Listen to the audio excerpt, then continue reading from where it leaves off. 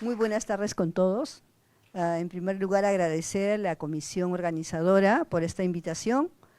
Y bueno, vamos a conversar algunos puntos en relación a lo que es consentimiento informado en el primer nivel de atención, específicamente en el área de cirugía, ¿no? Ese es el pedido que me hacen para poder conversar en esta oportunidad, ¿no?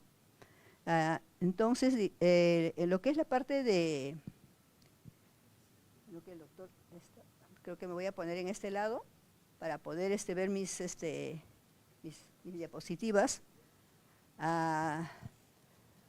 Entonces, como mencionaba, lo que es la parte de el enfoque del consentimiento informado en el primer nivel de atención en los pacientes con en el primer nivel de atención. La siguiente, por favor. Entonces, ya en esta oportunidad se estaba conversando con el doctor que me ha antecedido, comentando sobre lo que es el consentimiento informado, que muchas veces, nosotros lo tomamos como una actividad, tal vez no le damos la importancia debida, pero vamos a ver que este acto, ¿no?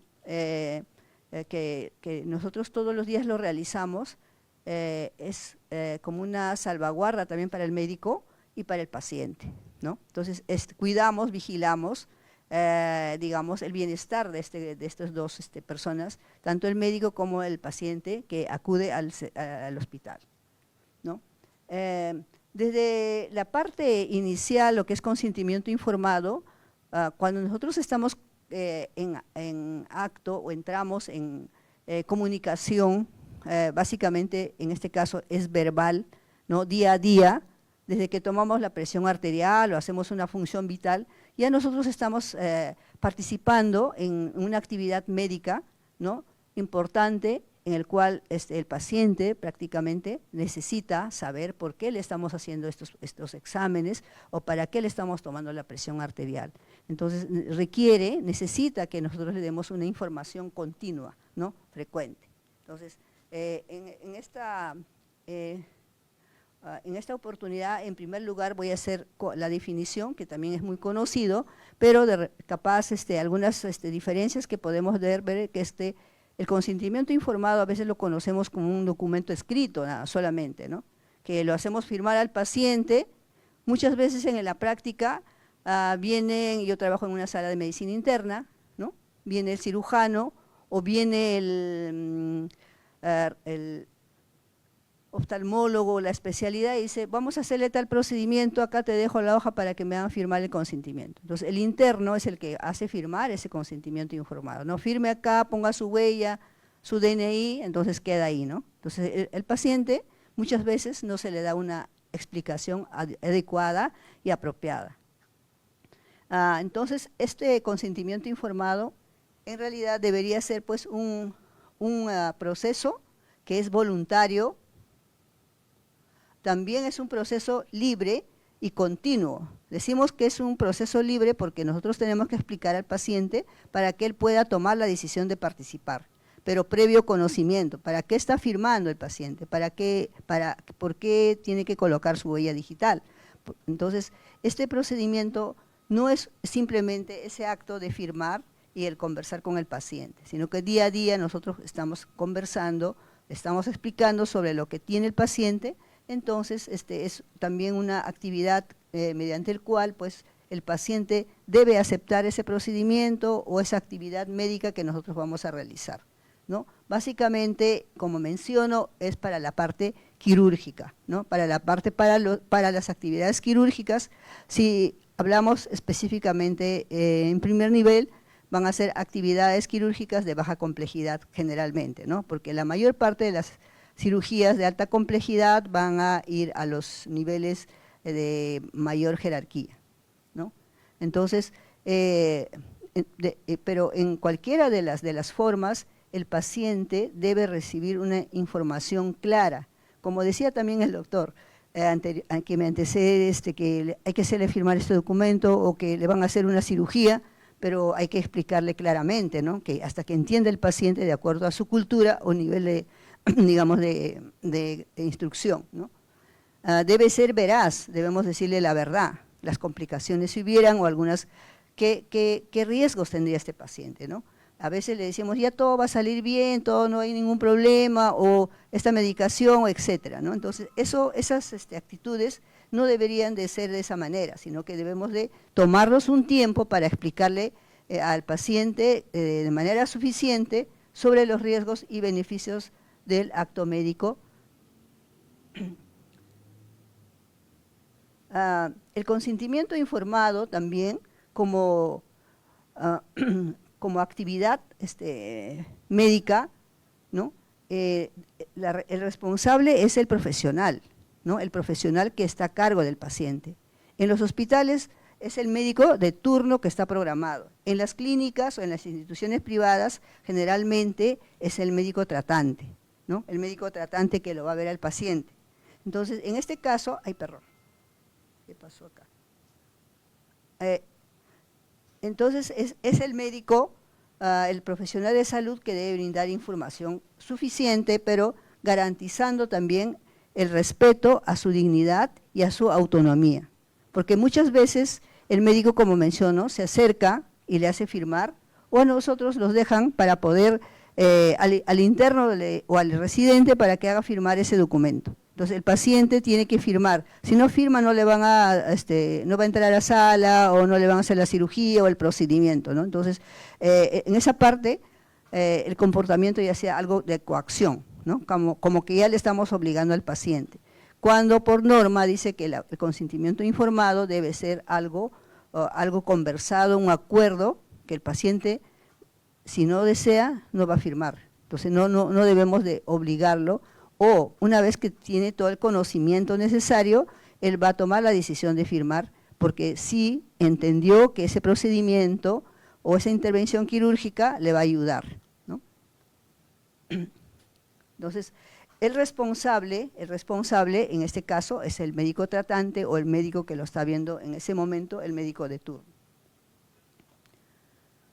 El consentimiento informado, entonces, tiene algunas características, ¿no?, que debemos de conocer para poder aplicarlo a nuestros pacientes de manera oportuna, ¿no? Decíamos que es la primera, que es esto me está fallando,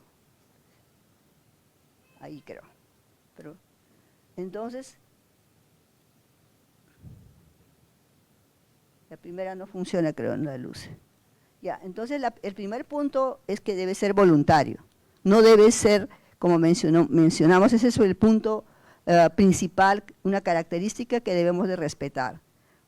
Si el paciente no desea participar del procedimiento, del tratamiento quirúrgico, entonces no debemos coaccionar, no debemos en algunos casos, bueno, no desea el procedimiento, entonces incluso podemos, que solicite retiro voluntario o que ya hay que darle de alta, etcétera, ¿no? Entonces, esa actitud, no es adecuado.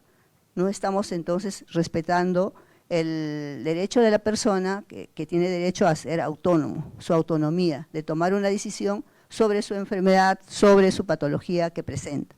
Entonces, esto debe ser voluntaria, pero para que acepte el paciente o la persona debemos de darle una buena información, una información clara y precisa. Porque si el paciente no entiende, no comprende, porque nosotros hablamos términos médicos, esto también está invalidado, ¿no? Debemos hablar en su propio idioma, de acuerdo a su cultura o a su nivel social.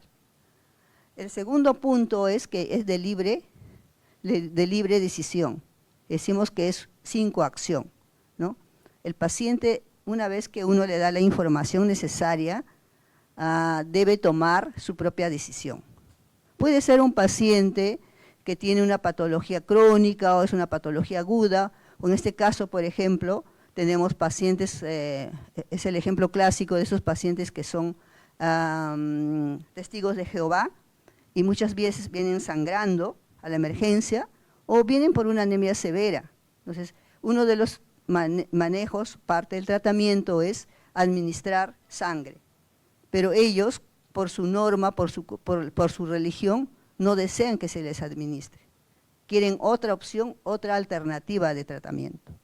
Entonces, esto es el respeto que debemos de tener con el paciente.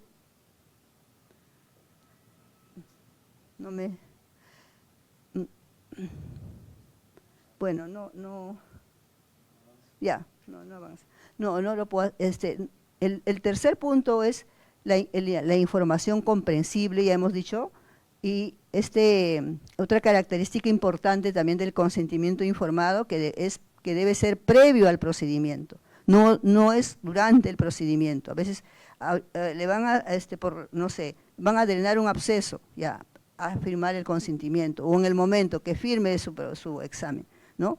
Esto es un proceso continuo, salvo que sea una emergencia, ¿no? En ese caso, el consentimiento tiene ya otra particularidad, tiene otras características. Pero si es un paciente que está hospitalizado, está en una área que va a un servicio, no es una emergencia real, entonces en ese caso, el consentimiento informado es un documento que debemos hacerlo previamente, horas previas o dependiendo del caso, horas o incluso días, ¿no? Hay que ir explicando, sobre todo cuando son procedimientos complejos, donde el paciente pues no acepta, por ejemplo, cuando es amputación o cuando hay que hacer algún procedimiento bastante, digamos, complejo, el paciente en una primera instancia capaz no va a aceptarse. Su negativa puede estar relacionada con el miedo, el temor, por desconocimiento, ¿no? Entonces, eso tenemos que tratar de conversar y previo al procedimiento explicarle los detalles, ¿no? El consentimiento informado también debe ser específico, ¿no? O sea, para un procedimiento determinado. No debemos, el paciente tiene tales patologías que firme el consentimiento de los procedimientos. Tiene que ser para cada uno, ¿no? Si el diabético viene con un pie diabético, viene con un infarto, o capaz viene con insuficiencia cardíaca o derrame pleural, entonces para cada uno de esos procedimientos debe firmar un consentimiento, ¿no? Entonces debe ser, y para cada uno hay un riesgo y hay que explicar y hay que firmar el documento de manera adecuada, ¿no? Entonces, específico para cada procedimiento, ¿no? La oportunidad, tiene que ser oportuno, adecuado en el momento que el médico cree conveniente, porque a veces el paciente viene con una neumonía, hace insuficiencia respiratoria, hace shock séptico, entonces en esa complicación, en ese tenor, ¿no? En los hospitalizados o en los pacientes que requieren estancias cortas, se hace en los hospitales el consentimiento informado para la atención, para la historia clínica. Y también en los hospitales también se hace el consentimiento informado para la docencia, ¿no? Pero en este caso particular, para los procedimientos quirúrgicos, ¿no? Llámese en el primer nivel de atención, puede ser algunos procedimientos, drenaje de absceso, de repente extracción de uñas o curaciones, ¿no? En ese caso tendría que ser en ese momento, ¿no? Debe ser expreso y documentado. ¿Qué quiere decir? Previamente tenemos que al paciente informarle de manera verbal, ¿no?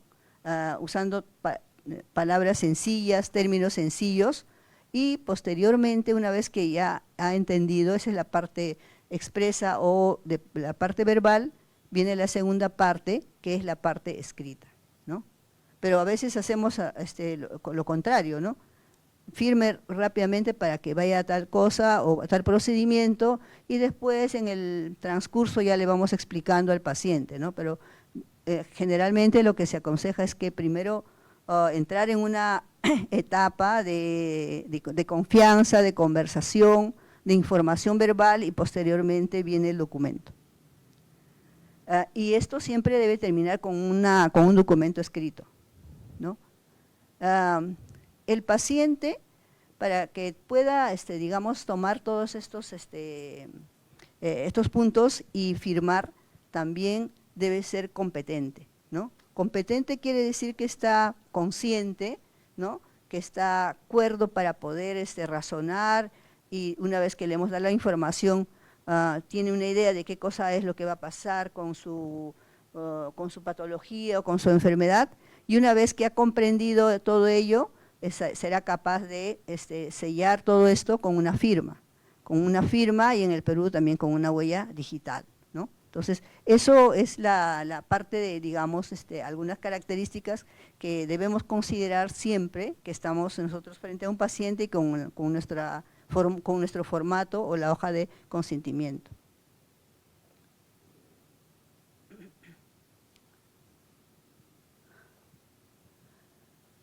Algunos elementos, ¿no? Algunos elementos claves del consentimiento informado en el primer nivel de atención.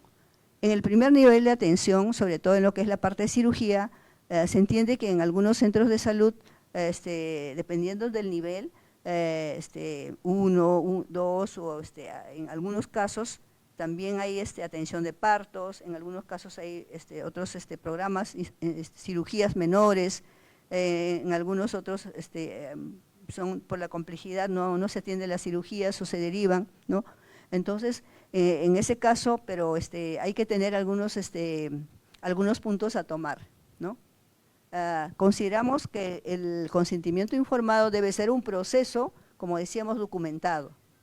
Nunca el consentimiento informado debe ser solamente verbal. La parte verbal es como una introducción a lo que vamos a hacer, ¿no? Como concientizar a la persona o al paciente qué es lo que vamos a hacer, explicarle cómo va a ser el trato, o cómo es su enfermedad, es muy grave, impresiona que es algo sencillo, ¿no? Entonces, o cuánto tiempo se quedará, o a dónde lo vamos a derivar, etcétera, ¿no? Entonces, esto es la información documentada, pero precedido por el diálogo, ¿no? Por el diálogo, que prácticamente debe ser un diálogo estructurado, ¿no? Entre el médico y el paciente. Uno conoce al paciente cuál es su nivel cultural. Una persona de 80 años quechohablante va a ser diferente a una persona de 40 años, 30 años que es profesional. Entonces, pero en ambos casos debemos darle las indicaciones, ¿no? Es un ser humano, es una persona que requiere respeto, ¿no? Puede tomar alguna decisión, de repente con ayuda, el segundo con ayuda de familiar, o simplemente el paciente solo, ¿no?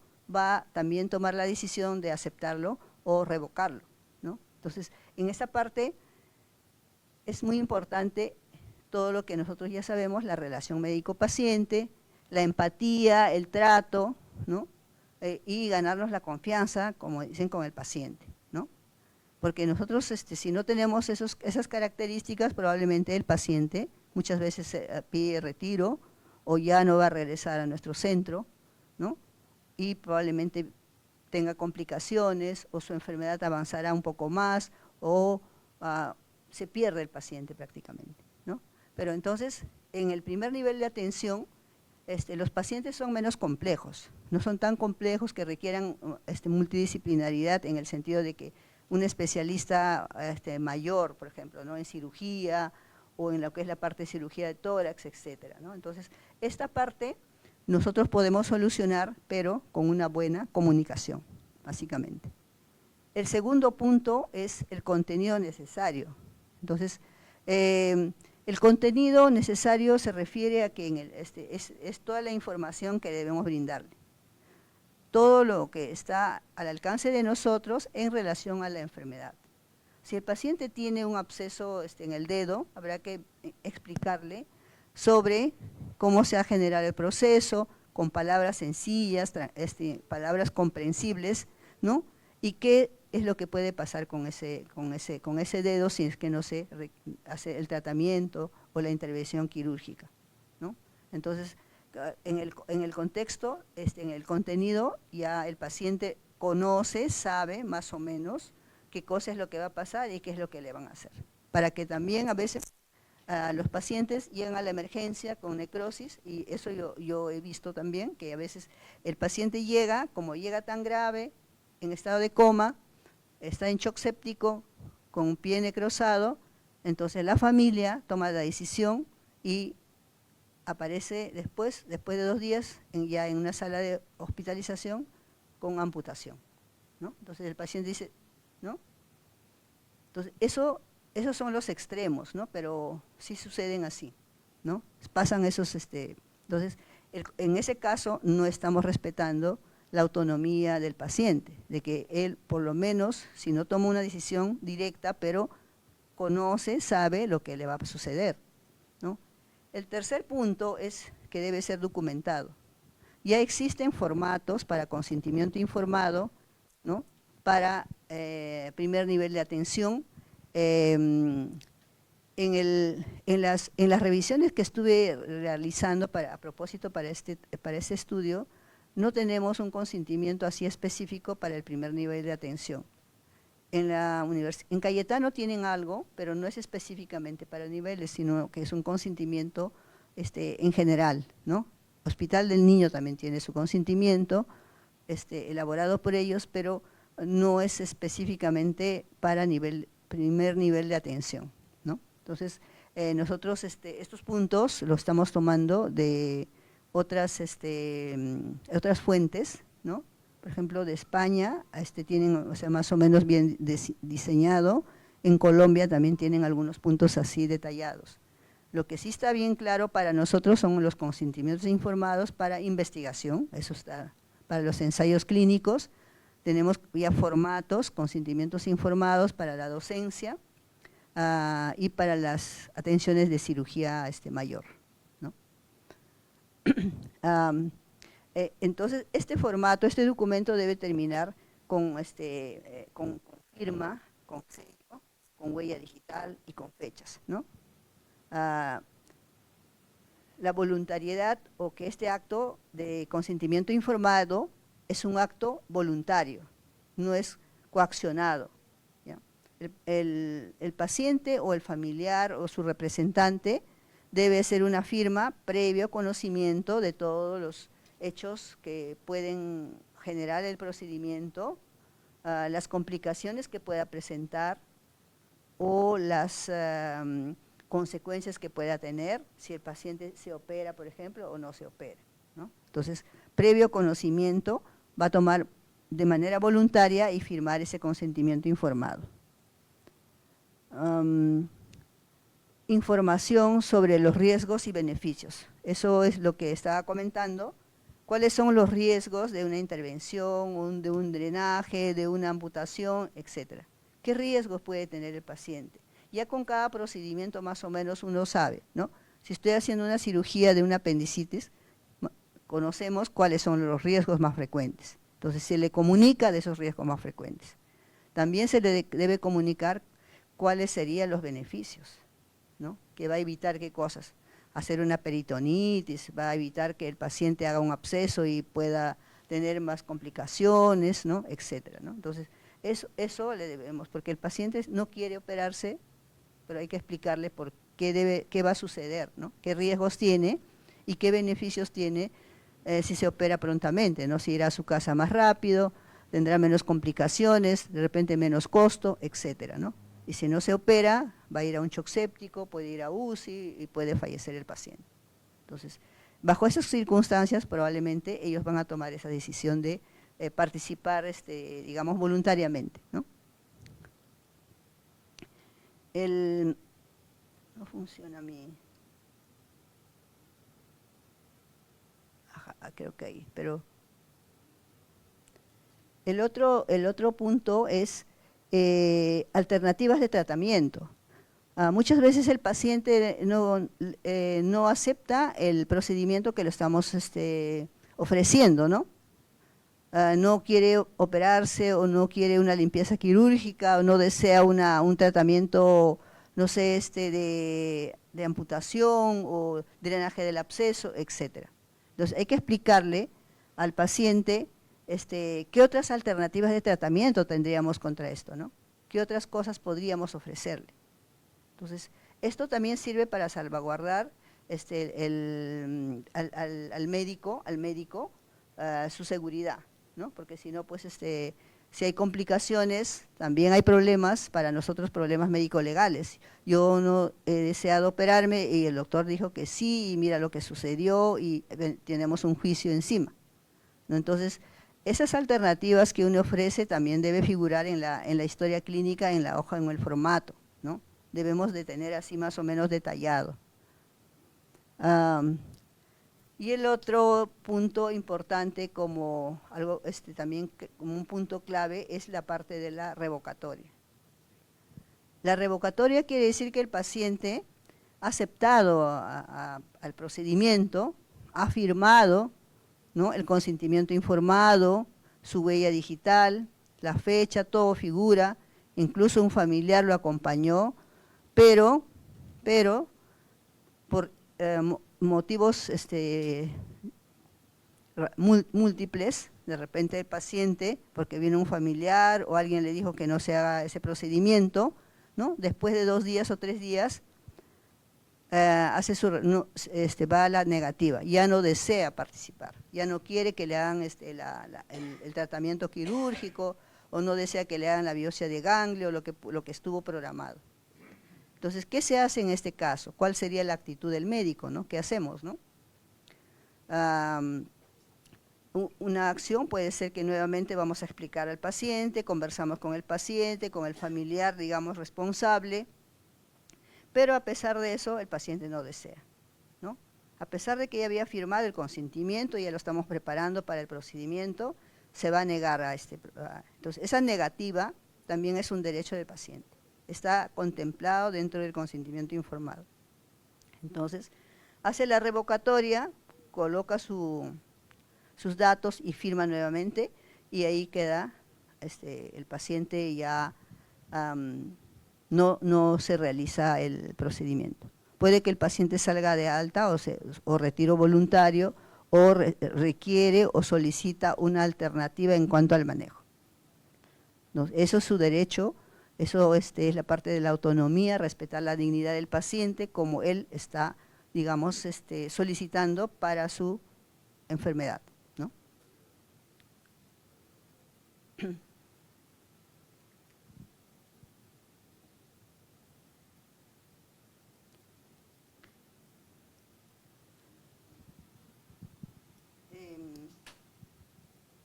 Dentro de lo que es el consentimiento informado, como decíamos, también hay un contenido obligatorio de lo que es el consentimiento informado.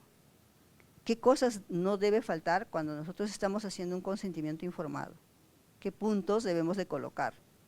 Porque igualmente esto también tiene el punto de lo que es la parte médico-legal o las quejas de los pacientes, su salud está sobre nosotros para buscar algunos problemas que puede haber, ¿no? Entonces, nuestro consentimiento informado tiene que tener los puntos, el formato, o sea, el contenido debe tener la descripción clara y precisa del procedimiento que vamos a realizar. Si vamos a realizar un procedimiento, por ejemplo, drenar un absceso, ¿no? Drenaje de un absceso de la rodilla, ¿no? Entonces debemos de colocar ahí qué es lo que se va a hacer, ¿no? Que se va a retirar una cantidad X de líquido, probablemente hay pus, ¿no? De acuerdo a las características, de acuerdo a la ecografía, hay tal cantidad, está en la parte anterior o está en toda la rodilla, ¿no? Entonces, eso tiene que estar descrito, ¿no? ¿Qué procedimiento le vamos a realizar? ¿Solamente será un drenaje o serán varios con cortes, etcétera? Eso ya los cirujanos pueden describirlo de acuerdo a lo que uno encuentra en la lesión. O vamos a hacer una paracentesis, ¿no? Por ejemplo. Entonces, igual tenemos que describir que se realizará, se tomará muestras, se sacará una cantidad solamente para laboratorio, o va a ser una paracentesis diagnóstica y terapéutica, ¿no? En el cual se va a drenar una cantidad más o menos determinado, porque hay una gran cantidad, o vamos a hacer una biopsia de tal, ¿no? Entonces, todo lo que es los procedimientos que se va a realizar o que se está programando debe estar dentro de lo que es en el contenido, ¿no? ¿Qué objetivos perseguimos con esto? Por ejemplo, si es paracentesis, evacuatoria, porque tiene una gran distensión abdominal, le está generando disnea, ¿no? Le está generando dificultad respiratoria, no puede dormir, no puede alimentarse, entonces el objetivo es mejorar su estado general, ¿no? Y después también podría ser otro objetivo, tomar una biopsia, ¿no? O mandar al laboratorio para poder determinar la etiología y de acuerdo a ese el tratamiento, ¿no? Entonces nos va a ayudar a determinar la etiología, precisar nuestros diagnósticos y está de manera ordenado y figura claramente en el consentimiento informado, ¿no?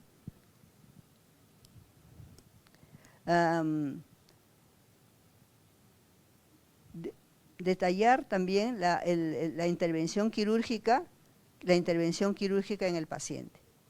O sea, el procedimiento, si es una intervención quirúrgica programada, bueno, para las técnicas, los procedimientos ya están precisados. Entonces, pero es detallar lo que se va a hacer con el paciente específicamente y debe figurar por escrito en el formato. Los beneficios esperados igualmente, ¿no? ¿Qué cosa al paciente o ahí en el procedimiento debe figurar qué se espera en ese caso, ¿no? Se espera mejorar, como en este caso de la ascitis masiva, que la paciente mejore su distensión abdominal, disminuya, se alimente mejor, puede dormir mejor, ¿no? Porque en algunos casos una gran distensión no puede echarse, está generalmente semisentado, entonces eso va a mejorar, ¿no?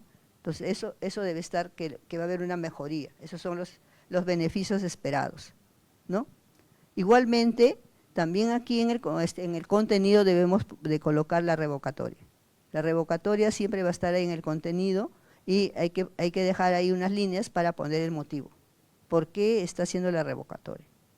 Eso es importante. En algunos casos informan que es porque hay una información inapropiada o ha sido poca la información y no sabían o desconocen, ¿no? O algunos por cuestiones culturales o sociales también, ¿no? Entonces, en este caso, ¿ya? En el contenido, igualmente, debemos de tener también la información sobre los riesgos. ¿Qué riesgos puede tener una paciente en este ejemplo que estamos colocando, de repente la paracentesis, por ejemplo? El riesgo sería que se infecte, ¿no? No hemos hecho una buena asepsia, el paciente puede infectar.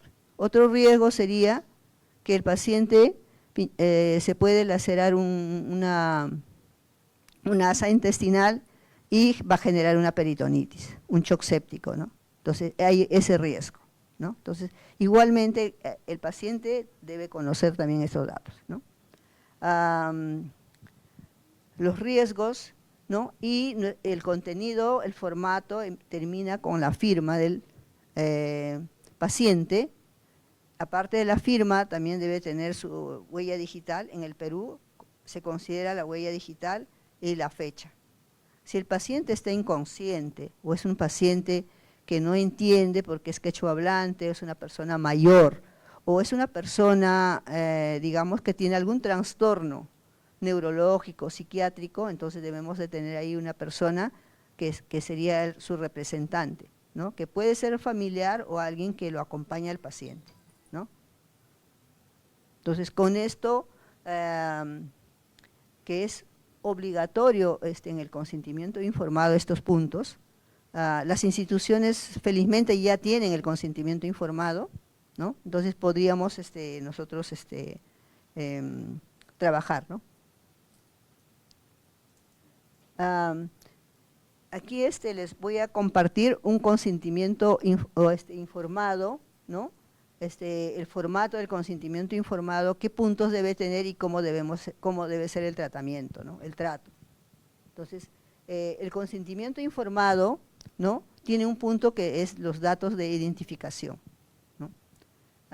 Como les mencionaba, las instituciones ya en algunos casos ya los hay, pero en algunos otros hay que crearlo, hay que mandar ese formato, ¿no? Entonces tenemos que el nombre del centro de salud o del área donde se atiende, ¿no? Que en el MINSA tenemos un formato especial para lo que es la parte de todo en general como consentimiento, pero no está individualizado para lo que es la parte. El colegio médico tiene un formato para lo que es la parte de consentimiento informado en el primer nivel, ¿no? Entonces de ahí también están algunos puntos, ¿no?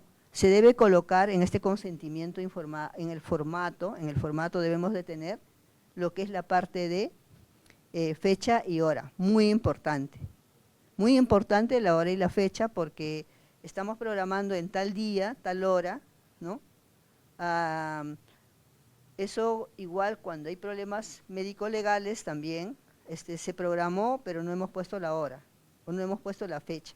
Entonces eso automáticamente lo invalida, ¿no? Para cualquier problema que pudiera haber, ¿no?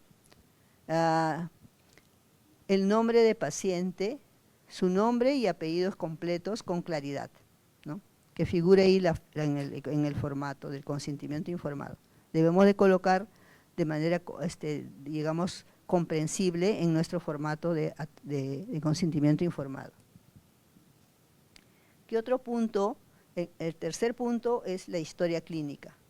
El número de la historia clínica o el DNI del paciente.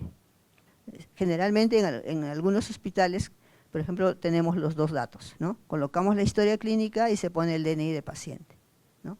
Entonces, si el paciente no tiene y tiene un responsable, también al costado se coloca eso, ¿no? Entonces, eso igual para la identificación del paciente, para poder, digamos, ordenar los procedimientos, es importante, ¿no? La ubicación, ¿no? Si no está el paciente, si el paciente cuando es un paciente anciano, o cuando es un paciente psiquiátrico, o cuando tenemos los niños, por ejemplo, pero en los niños es otro tipo de consentimiento, que es el asentimiento. Pero básicamente en los pacientes que vienen, por ejemplo, sin familiares de algún lugar, o son pacientes que son NN también algunos, porque lo traen la policía o el bombero lo trae y no sabemos quién es, no recuerdan, ¿no? Entonces ahí es importante también un representante que lo trae, ¿no? Pero en los pacientes, en el primer nivel de atención, de acuerdo a la baja complejidad, se puede, digamos, esperar y dar esa forma. En cambio, en los hospitales de alta complejidad en la emergencia, a veces no esperamos para que firme o en este punto, ¿no?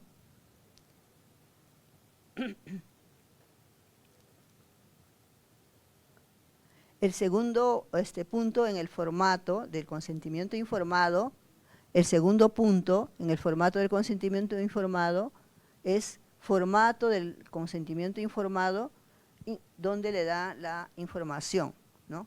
O sea, este es el formato donde debemos de darle la información del procedimiento, el segundo punto. Entonces deben figurar estos 4 parámetros o 4 puntos. El primer punto debe ir el diagnóstico presuntivo, ¿no? El diagnóstico presuntivo o el diagnóstico probable, donde uno indica también el motivo de la intervención, ¿no? Entonces podríamos colocar derrame pleural, ascitis, absceso, etcétera, ¿no? ¿Qué procedimiento, motivo de la intervención? Drenaje del absceso, ¿no? O toracocentesis, ¿no? O paracentesis, etcétera, ¿no? El motivo, ¿no? El número 2, o sea, en el formato, en este punto, viene el número 2, que es el objetivos y beneficios, ¿no? Entonces, dentro de los objetivos, ya hemos explicado al paciente de cómo esta cirugía o este procedimiento va a generar una mejoría del paciente y va a ir a, digamos, aliviar todas las molestias y a la curación, ¿no?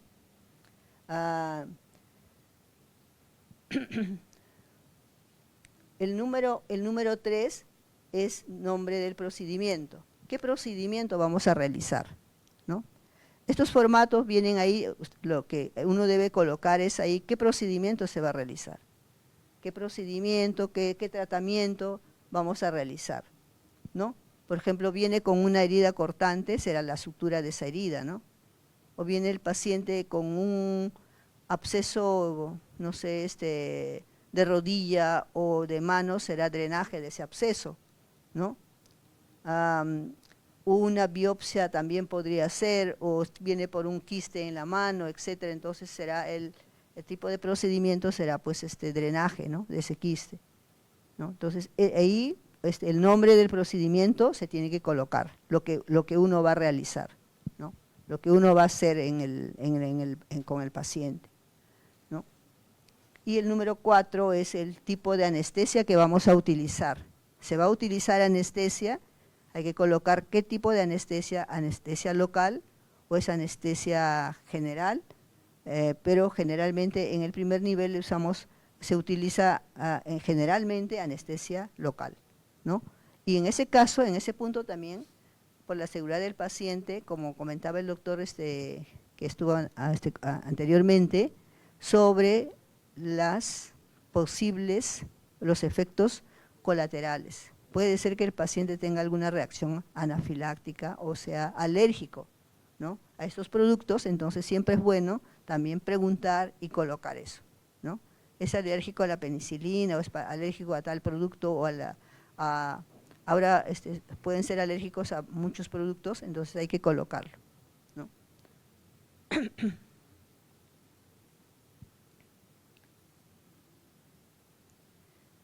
El siguiente punto es el punto 3, que es la declaración del paciente, ¿no? La declaración del paciente. Dentro de la declaración del paciente, una vez que nosotros le explicamos al paciente, le hemos informado qué le vamos a hacer, cuál es su diagnóstico, cuál es la gravedad que tiene, qué es lo que se necesita, ¿no? Entonces tenemos ahí la comprensión, la comprensión. El paciente comprendió, porque no es con un paciente informarle técnicamente, ¿no?, decirle, ¿sabes qué? Tienes una citis, te vamos a hacer un drenaje y vamos a mandar al laboratorio para no sé, para un test de ADA o para hacerte un examen de buscar células neoplásicas, Block-cell, etcétera, ¿no? Entonces el paciente no va a entender todos esos parámetros o lenguaje técnico que estamos utilizando, ¿no? Entonces con los pacientes tendremos que explicarle de manera más sencilla, ¿no?, de manera comprensible, y preguntarle, ¿ha entendido lo que se le ha informado? O todavía aún hay otra sesión donde uno puede darle una segunda, una tercera explicación al paciente, ¿no? Entonces, en esta parte, el paciente pues no va a entender, no va a comprender la información sobre su salud, y también debe entender sobre los procedimientos que se le va a realizar, ¿no?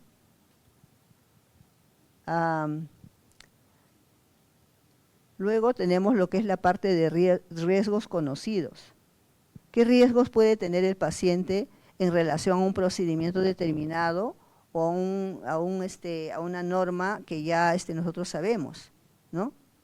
Como mencionamos, si estamos haciendo una toracocentesis, lo que podemos es de repente coger con la aguja el pulmón. Entonces eso puede ser una complicación de un procedimiento que ya conocido.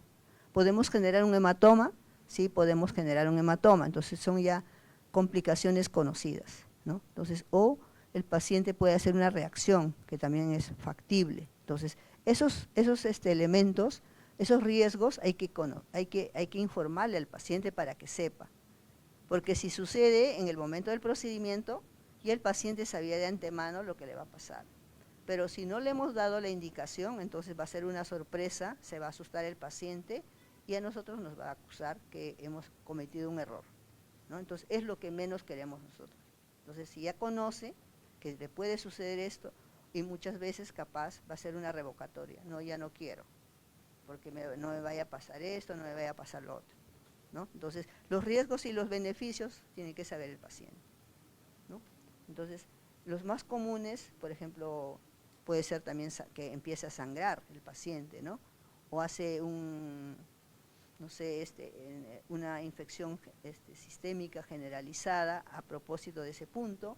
Entonces debe conocer y debe estar figurando en la hoja del consentimiento, en el formato del consentimiento informado. Debe figurar todo eso. Derecho a la revocatoria igualmente debe estar en el formato, como un punto. Entonces ahí hay que colocar, pues. Si no dice nada, no continúa, ese punto queda en blanco.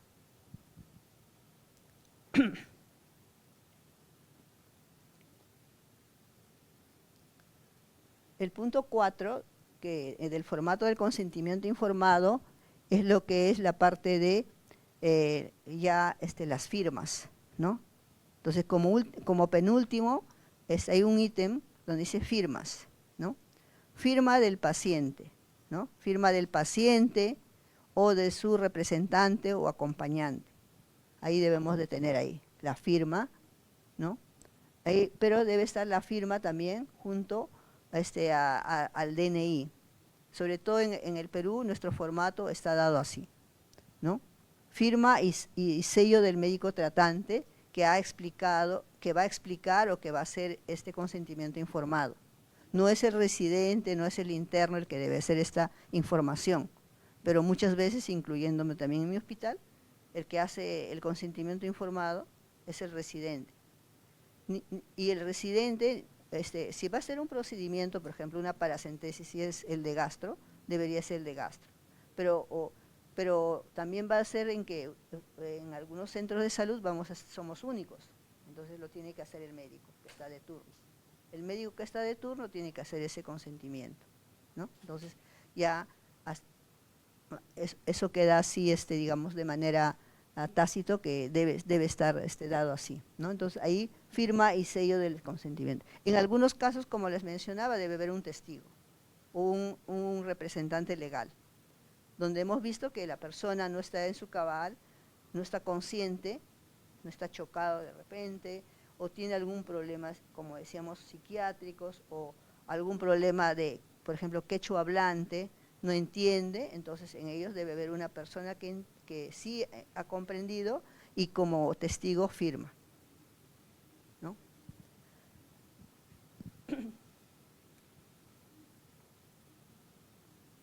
Entonces, creo que en relación a lo que me solicitaron, tengo esta presentación, doctor. Más bien estaría atento a las preguntas que puedan